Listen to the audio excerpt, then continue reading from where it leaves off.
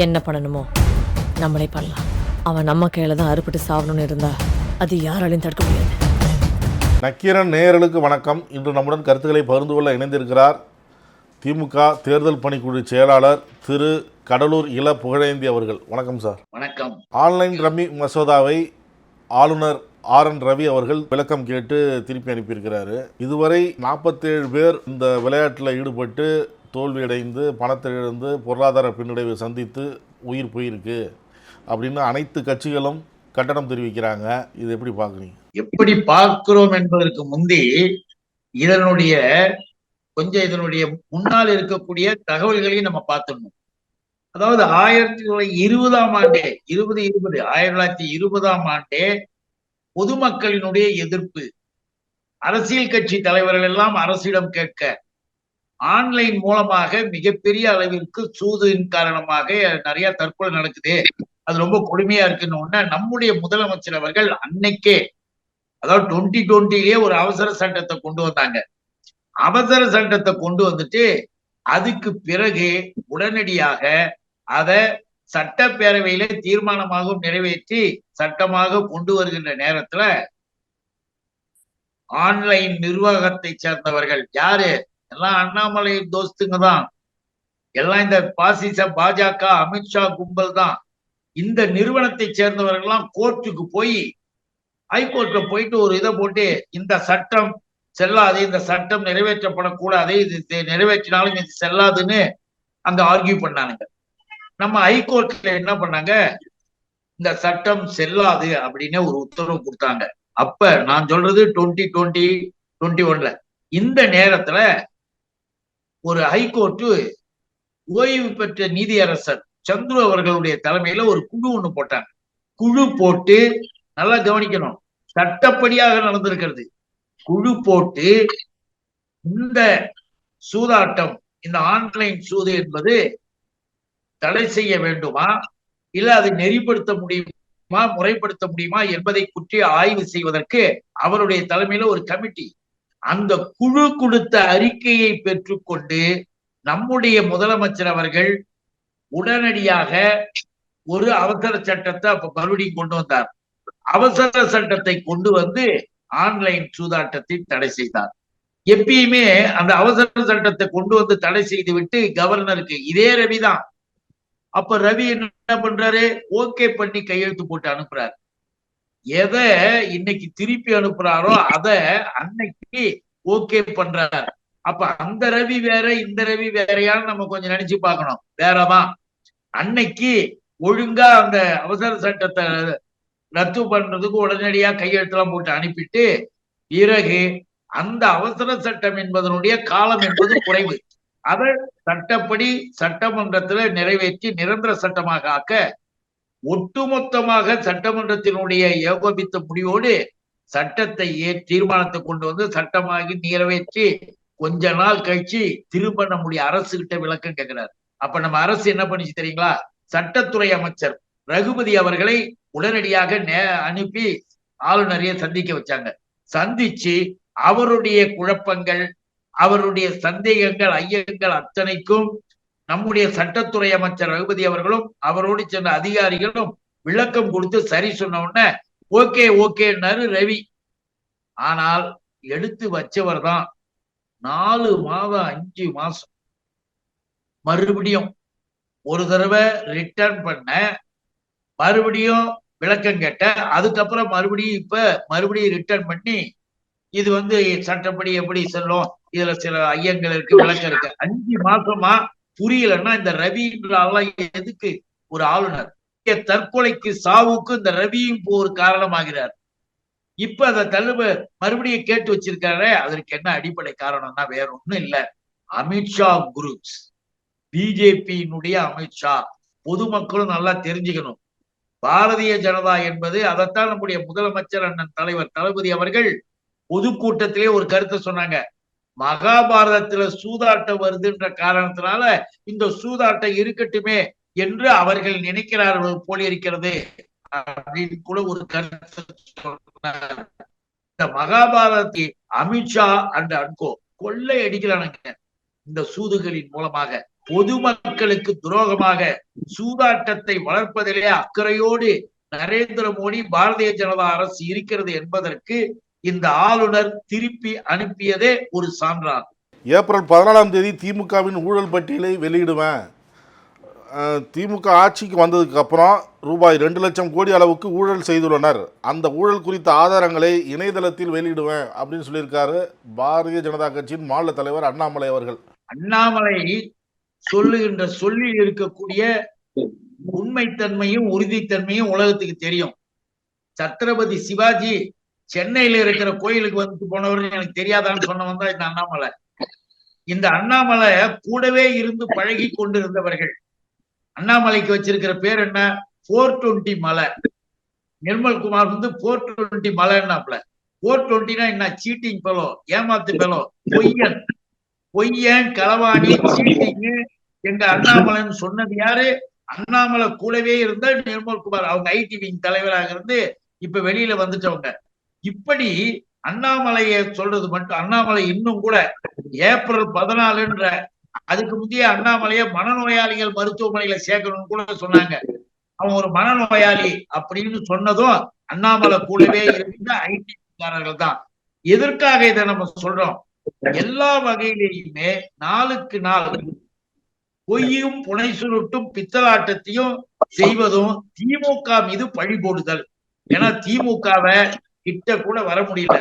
திராவிட இயக்கம் என்று சொல்லி அதிமுகவுக்கு இவன் கட்சியில இருந்து 4 பேர் இவனை திட்டிட்டு போயிட்டா திராவிட இயக்கம் சொல்லி மொத்தமா கத்திக்கிட்டு இருக்காங்க. தவிர அது அதிமுக இவன் கூட்டணி கட்சின்னு ஒரு வார்த்தை கூட சொல்லல. இந்த அண்ணாமலையினுடைய மனநிலையை அதுல நீங்க புரிஞ்சுக்கலாம்.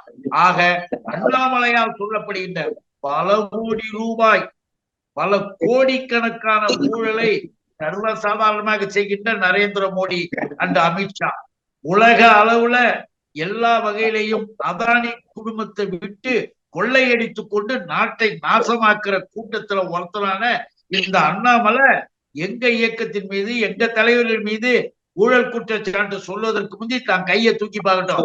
நீ யார் அண்ணாமலை? ரபேல் வாட்ச் ஒண்ணு கட்டிருக்கிறியாமே, ரபேல் ஒரு தடவை சொன்னிய வாட்ச் எவ்வளவு? 5 லட்சம் ரூபாய்க்கு ஒரு வாட்சை கட்டிக்கிட்டு இருக்கிற இந்த ரபேல், இந்த அண்ணாமலை எதுக்கு சொல்ல வரோம்னா, அண்ணாமலை எனக்கு அது கிடையாது இது கிடையாது, நான் அப்படிப்பட்டவன் இப்படிப்பட்டவன், ஜெயலலிதா டெபாசிட்டே போச்சுன்னு கூட சொன்னேன். ஜெயலலிதாவுக்கும் டெபாசிட் போச்சு, எனக்கும் டெபாசிட் போச்சு, நானும் ஜெயலலிதா ஒண்ணு அப்படின்னு சொன்னோம்னா அங்க இருந்து எல்லாம் கத்துனாங்க, இங்க இருந்து எல்லாம் கத்துனாங்க. ஆக அண்ணாமலையுடைய வார்த்தை இப்ப அண்ணாமலை அறிக்கை மட்டும் இல்ல, பிரிண்ட் எடுத்து கூட எல்லா இடத்துலையும் கூட ஒட்டி வைக்கலாம். ஆனா ஒண்ணு சொல்றேன், அண்ணாமலை சொல்லுகின்ற எந்த சொல்லும் உண்மையானதாகவோ ஏற்றுக்கொள்ளக்கூடியதாகவோ எதுவுமே இருக்க போறது இல்லை. எல்லாமே தயாரிப்பு, எல்லாமே மோசடித்தனம். அப்படி மோசடித்தனம் களவாணித்தனம் செய்யறதுனால்தான் அண்ணாமலை மேல இவ்வளவு கம்ப்ளைண்ட்டும் புகாரையும் இப்ப இன்னும் ஒரு கட்சிக்கார மேல இன்னொரு எதிர்கட்சிக்காரன் புகார் சொல்லலாம். ஆனா அண்ணாமலைக்கு எப்படின்னா, அவங்க கட்சியில இருக்கிறவனுங்களே, அவங்க கூட பழகிட்டு இருந்தவனுங்களே இந்த ஆளை பற்றி தெளிவா சொல்லியிருக்காங்க. ஆக அண்ணாமலை ஊழல் குற்றச்சாட்டு வர நீ எதை வேணாலும் விடு, கோர்ட்ல வந்து நீ பதில் சொல்லி ஆகணும். நீ வந்து எங்க நிற்க வேண்டுமோ அங்க நிற்க வைக்க எங்களுக்கு தெரியும். இந்த அண்ணாமலையை மாறி இந்த காவி கூட்டம், இந்த காவி கூட்டத்தை சேர்ந்த நபர்கள் எல்லாம் எத்தனையோ பேரு ஊழல் குற்றச்சாட்டு அது இதுன்னு சொல்லி கிள்ளி எல்லாம் வாய முடிட்டு ஓடிட்டான். இந்த அண்ணாமலை வரட்டும், மக்கள் மன்றத்திலே நம்முடைய முதலமைச்சர் மிக தெளிவாக அதை பேஸ் பண்ணுவாரு, எதிர்கொள்ள தயாராக இருக்கிறோம். ஆனால் அதே சமயத்துல அண்ணாமலை கூட்டம் செய்து கொண்டிருக்கின்ற அந்த அதானி குடும்பத்தை வைத்து செய்து கொண்டிருக்கிற அந்த கொடூரமான தன்மைகளுக்கு முதல்ல அண்ணாமலை பதில் சொல்றாரா? அண்ணாமலை வந்து பதில் சொல்லுங்க பாப்போம்.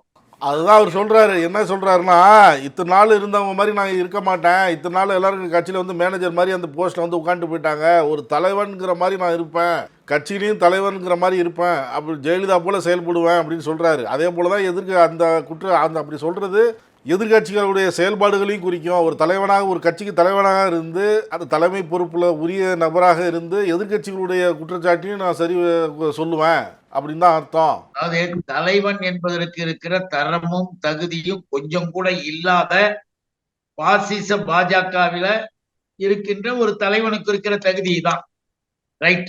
அந்த வகையில தகுதினாலும் இப்ப அண்ணாமலை எகிரி குதிக்கிறது, யாருக்காகவும் என்னை மாற்றிக் கொள்ள மாட்டேன். கலைஞர் ஜெயலலிதாவோட ஒப்பிட்டு சொல்றாரு, நீங்க தகுதி இல்லைன்னு சொல்றீங்களா? யாரு?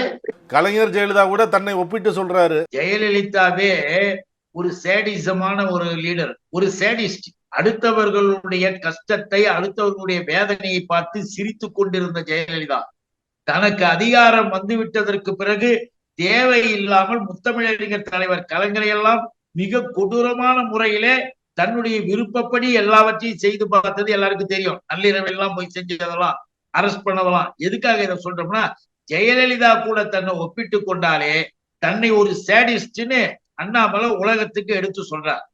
இந்த ஜெயலலிதா ஒரு தடவையாவது ஒரு தலைமைக்குரிய பண்போடு இருந்திருக்காருன்னா அது பண்போடையே இருந்தது கிடையாது. அது யாருக்கும் நன்றியாகவும் இருந்தது கிடையாது. அதை வளர்த்து விட்ட எம்ஜிஆருக்கே அது துரோகம் பண்ணது என்பதை டெல்லியில் இருந்து அன்னைக்கு சொன்னவங்க எல்லாம் சொன்னதுக்கு ஜெயலலிதா எல்லாம் மறுத்ததே கிடையாது. எதற்காக இதை குறிப்பிடுறோம்னா, அண்ணாமலைக்கு பொருத்தமான ஆளு அந்த அம்மையாரா இருக்கலாம். ஆனால் அந்த அம்மையார் கூட இந்த தமிழ்நாட்டுல மக்கள் திலகம் எம்ஜிஆர் உருவாக்கிய கூட்டத்தை தங்கிட்ட வச்சுக்கிட்டு அது வாழ்ந்துட்டு போயிடுச்சு. அந்த அம்மையார் வாழ்ந்துட்டு போயிடுச்சு. இந்த அண்ணாமலைக்கு அது கூட எதுவுமே கிடையாது. அண்ணாமலை தன்னை தலைவன் தலைவன் சொல்லிக்கிட்டு இருந்துட்டு இப்ப என்ன சொல்றாரு, நான் இப்ப 3rd கியர்ல போய்கிட்டு இருக்கிறேன், அப்புறம் 5th கியர்ல வருவேன். அண்ணாமலைக்கு நான் சொல்றேன், என்ன 3rd கியர்ல போற, அப்புறம் 5th கியருக்கு வருவேன், டாப் கியருக்கு போறியா? அண்ணாமலை, ஒழுங்கான இடத்துல கார் ஒழுங்கா ஓட்டுறவன் 3rdல இருந்து 4th போய் 5th போலாம். ஆனா மலை பகுதியில நீ தனியா அங்கத்துல போய் இருக்க, இதோட ரோடு முடிய போகுது, அங்க போய் நான் 5th கியர்ல போனா பண்ணிட்டு போயேன். அண்ணாமலையினுடைய பேச்சு நம்ம ஒரு உறுதியாக எடுத்துக்கொள்ள முடியாது என்பதற்கு பல காரணங்களை, பல உதாரணங்களை நம்மால் எடுத்து சொல்ல முடியும். அப்படிப்பட்ட சூழ்நிலையில் இன்றைக்கு அண்ணாமலை சொல்லியிருப்பதை சந்திக்க திராவிட முன்னேற்ற கழகம் தயாராக இருக்கிறது. அதே நேரத்தில் அண்ணாமலை எதிர்காலத்துல மிக தெளிவாக நீதியின் முன்னால் நிற்க வேண்டி வரும். அதுக்கு அண்ணாமலை பதில் சொல்லணும். நடுவில் பேசும்போது சொன்னீங்க, பாஜக மேலே அதிமுக சில குற்றச்சாட்டுகளை வைக்கிறாங்க, அதிமுக மேலே பாஜக அண்ணாமலை சில குற்றச்சாட்டுகள் மாறி மாறி பேசிக்கிறாங்க அப்படின்னு சொன்னீங்க. இதற்கிடையே செய்தியாளர்களை சந்தித்த ஜெயக்குமார் என்ன சொல்கிறாரு, அதிமுக பாஜக இடையே எந்த மோதல் போக்கும் இல்லை, மத்தியில் தேசிய ஜனநாயக கூட்டணி, தமிழ்நாட்டில் அதிமுக தலைமையிலான கூட்டணி தொடரும் அப்படின்னு சொல்லியிருக்கிறாரு. அதை எப்படி பார்க்குறீங்க? இல்லை, அதுக்கு அண்ணாமலை இன்னும் வாயை திறக்கல. இல்லை, இவரு ஜெயக்குமாரு அந்த அறிக்கையை நீங்க படிச்சு பாருங்க. ஜெயக்குமார் ஆரம்பத்துல எல்லா விமர்சனமும் பண்ணிட்டு, இது எங்களுக்குள்ள இருக்கிற கட்சிக்குள் நாங்க மாறி மாறி எங்களுக்குள்ள சில கருத்து வேறுபாடுகள் இருக்கலாம், ஆனாலும் கூட நாங்கள் நாடாளுமன்ற தேர்தல்ல எங்க தலைமையில கூட்டணி இருக்கின்றாரு. ஆனா அண்ணாமலை எங்க தலைமையில் தான் கூட்டணி, பாரதிய ஜனதா பாஜக தான் அப்படின்னு அந்த அண்ணாமலை அங்க சொல்லிட்டு இருக்காப்புல. இந்த வானதி சீனிவாசன் அண்ணாமலையை பற்றி விமர்சனம் முதல்ல பண்ணிவிட்டு இப்ப என்ன சொல்றாங்க அந்த அம்மையாரு, அவர் 420 அவர் மனநோயாளின்றதெல்லாம் எங்க கட்சியில இருந்தவங்களே தான் சொன்னாங்க. உணர்ச்சி வசப்பட்டு சொல்லிட்டாங்க, அதான் மறுக்கல. ஐயோ என்ன இப்படி சொன்னதெல்லாம் தப்புன்னு கண்டிக்கல, உணர்ச்சி வசப்பட்டு சொல்லிவிட்டார்கள், மற்றபடி அதுல ஒண்ணு நம்ம எடுத்துக்க வேண்டாம் அப்படின்னு சொல்லிட்டு எங்களுடைய கூட்டணி இருக்கிறது, எங்க கூட்டணி இருக்கு. ஏன் திமுகவை பார்த்து பயந்து அஞ்சு நடுங்குகிறார்கள். திராவிட இயக்கம், திராவிட முன்னேற்ற கழகத்தினுடைய அந்த வலுவான மக்கள் சக்தியை பார்த்து எப்படிடான்னு சொல்லிட்டு என்னதான் இங்க இருந்த ஒருத்தர் அங்க ஜம்ப் பண்றான், அங்க இருந்து இங்க ஜம்ப் பண்றான்னு இவனுங்க மாறி மாறி திட்டிக்கிட்டு, ஆனா திமுக என்ற மக்கள் சக்தியை சந்திக்கணும்னா நாம 2 பேரும் ஒன்னா சேர்ந்து போவோம்னு சொல்லிட்டு ஓடி வரக்கூடிய ஒரு கூட்டமாக இந்த நபர்கள் இப்ப ஒருத்தர் ஒருத்தர் கருத்து பேசுறாங்க. அதுல கூட ஜெயக்குமார் சொன்னதுக்கு இன்னும் அண்ணாமலை வாயை திறக்கல. ஏன்னா அண்ணாமலை 5th கியருக்கு போயிட்டு இருக்காப்புல. எங்க தலைமையில தான் கூட்டணின்னு ஜெயக்குமார் சொன்னது எப்படின்னு கூட அண்ணாமலை கேட்கலாம், கேட்கறதுக்கான வாய்ப்பு இருக்கு.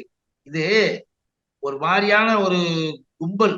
இது ஒரு அரசியலோ மக்கள் நல்வாழ்விற்கான, மக்கள் நலனுக்காக இருக்கக்கூடிய கொள்கை அடிப்படையில் வாழக்கூடிய நிலைப்பாடுகளோ இல்லாத ஒரு அமைப்பை சேர்ந்த இந்த கும்பல் இந்த கும்பல் எப்படி வேணாலும் பேசும், இன்னைக்கு ஒண்ணு பேசும், நாளைக்கு ஒண்ணு பேசும். அதுக்கு மேல அதுல நம்ம எடுத்துக்கொள்ள வேண்டிய அவசியமே இல்லை. மத்திய பிரதேச மாநிலத்தைச் சேர்ந்த இளம்பெண் ஒருவர் சமீபத்தில் சென்னை உயர்நீதிமன்றத்தில் ஒரு வழக்கு தொடர்ந்திருந்தார். என்னை எனது வளர்ப்பு தாய் நரபலி கொடுக்க முயல்றாங்க அப்படின்னு சொல்லி அந்த மனுவில் குறிப்பிட்டிருந்தாங்க. அவங்க வளர்ப்பு தாய் RSS அமைப்பை சேர்ந்தவர் என கூறப்படுகிறது. இது எப்படி பார்க்க? இது மத்திய பிரதேசத்துல போபால்ல ஷாலினி சர்மா அந்த பொண்ணு MA படிச்சது, முதுகலை படிச்சது.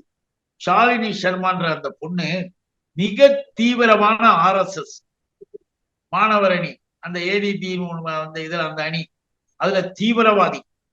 அந்த கட்சியில இருக்கிற உங்க குடும்பம் அப்போ ஒரு நாள் அந்த கட்சி சம்பந்தமா வந்து பேசிட்டு இப்படி வெளியில வரும்பொழுது உள்ள அவங்க வளர்ப்பு தாய் ஒருத்தவங்க கிட்ட பேசுறாங்களாம், நாம எதை பற்றி யோசிக்க கூடாது, நமக்கென்று இது இருக்கு, தலையில் என்ன எழுதி வச்சிருக்கிறதோ அதுதான் நடக்கும், ஷாலினிய நம்ம நரபலி கொடுக்கறது தான் நல்லது, நரபலி கொடுத்தாதான் இந்த குடும்பத்துக்கு நல்லதுன்னு எல்லாரும் முடிவு பண்ணிட்டாங்க.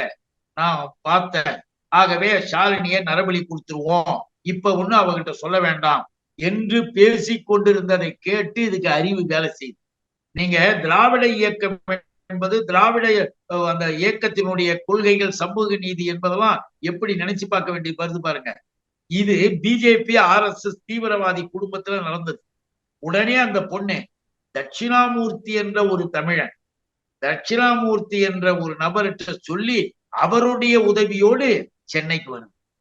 சென்னைக்கு வந்து அவருக்கு வேண்டியவங்களை போய் பார்த்து ஹைகோர்ட்ல கேஸ் போட்டு, இத எனக்கு என்னை வந்து பிடிச்சாங்கன்னா, எங்க RSS கூட்டம் பிடிச்சதுன்னா எங்க குடும்பத்தோடு உட்கார்ந்து என்னை நரபலி கொடுத்து விடுவார்கள், ஏற்கனவே என் தம்பியை நரபலி கொடுத்திருக்கிறார்கள் என்பது இப்பதான் தெரியும், ஆக நரபலி கொடுப்பது என்பது பாரதிய ஜனதா RSS என்பதுல ஒரு பெரிய தவறாக பார்க்கல, அதுவும் கூட பலி கொடுப்பதுன்னு பாக்குறாங்க, எனக்கு பாதுகாப்பு இல்லை, நான் அந்த கட்சி அமைப்புகளை விட்டு நீங்கி விட்டேன், எனக்கு உரிய போலீஸ் பாதுகாப்பு இருந்தால் நான் போவேன், இல்லைன்னா எனக்கு பாதுகாப்பு இல்லைன்னா போக மாட்டேன், உத்தரவு தாருங்கள் என்று தமிழ்நாட்டில் தான் இந்தியாவிலேயே பெண்களுக்கு பாதுகாப்பு இருக்கிறது என்று நான் இங்க வந்திருக்கிறேன், எனக்கு நீங்க உத்தரவு தாருங்கள் என்று கோர்ட்ல போட்டு.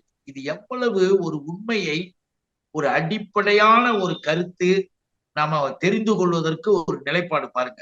இவனுங்க 1000 அரசியல் பேசலாம், வானதி பேசலாம், இல்லைங்க நிர்மலா சீதாராமன் பேசலாம், எதுவும் பேசலாம், உடன்கட்டை ஏறுதல் நியாயமானதுன்னு பேசக்கூடிய குஜராத்தை சேர்ந்தவர்கள் இருக்கிற இந்த BJP இன்னைக்கு உடன்கட்டை ஏறுன்றான். இதுக்கு ஒத்துக்குமா என்னன்னு தெரியல. ஆனா தெரியாம அந்த கட்சியில இருந்த இந்த பொண்ணு குழந்தை திருமணத்தை செஞ்சு வைக்கணுமா, குழந்தை திருமணத்துல செஞ்சு கணவன் இறந்துட்டா அதுக்கு திருமணமே ஆகாமல் அப்படியே மொட்டை அடிச்சு மூளையில இருக்கணும், அதையும் ஒரு குறிப்பிட்ட நேரத்தில் நரபலி கொடுக்கணும்னு பேசுற BJP RSS கும்பலின் உண்மை சொரூபத்தை நாட்டுக்கு எடுத்து காட்டுகின்ற விதமாக ஷாலினி உண்மையிலேயே பாராட்டணும். அந்த பொண்ணை ரொம்ப பாராட்டணும். ஏன்னா தைரியமா வந்து கோர்ட்ல பதிவு பண்ணிருப்பாருங்க. வெளியில நின்று சொல்லிட்டு இருந்தா கூட யாரும் கேட்க மாட்டோம். ஆனா நீதிமன்றத்திலே வழக்காக பதிவு பண்ணிருக்கு, அதுக்கு எனக்கு பாதுகாப்பு தாருங்கன்னு கேட்டிருக்கு. அதைத்தான் நம்முடைய முதல்வர் அவர்களும் சொன்னாங்க. ஒரு பெண்ணே வந்து இந்தியாவிலேயே தமிழ்நாட்டில் தான் பெண்களுக்கு பாதுகாப்பு இருக்குதுன்னு சொல்லி மனு போட்டிருக்காங்கன்னு. இந்த நரபலி விஷயத்தையும் அது உள்ள இருக்கிறதையும் பார்த்தா RSS BJP-யினுடைய உண்மை நிலையை தமிழ்நாட்டுல கொஞ்ச நஞ்ச பேர் யாராவது ஆதரிக்கிறவங்க இருந்தா கூட புரிந்து கொண்டு வெளியில் வந்து விட வேண்டும் என்பதற்கு ஷாலினி சர்மாவினுடைய ஸ்டேட்மெண்டே ஒரு மிகப்பெரிய பரப்புரையாக இருக்கிறது என்பது என்னுடைய கருத்து. பல்வேறு கருத்துக்களை பகிர்ந்து கொண்டதற்கு நன்றி சார். வணக்கம், நன்றி, வாழ்க. நக்கீரன் டிவிக்கு சப்ஸ்கிரைப் செய்யுங்கள். உங்கள் ஆதரவே எங்கள் பலம். ஆசிரியர்களுக்கு நண்பனாகவும் மாணவர்களுக்கு ஆசானாகவும் திகழும் தேர்வு வழிகாட்டி. ஒவ்வொரு பாடத்திற்கும் அனுபவமிக்க ஆசிரியர்களின் துல்லியமான தெளிவான விடைகள். CNC இருக்கு, தேர்வு பயம் எதற்கு? இது தீரன் பப்ளிஷிங் ஹவுஸ் விற்பனை வெளியீடு.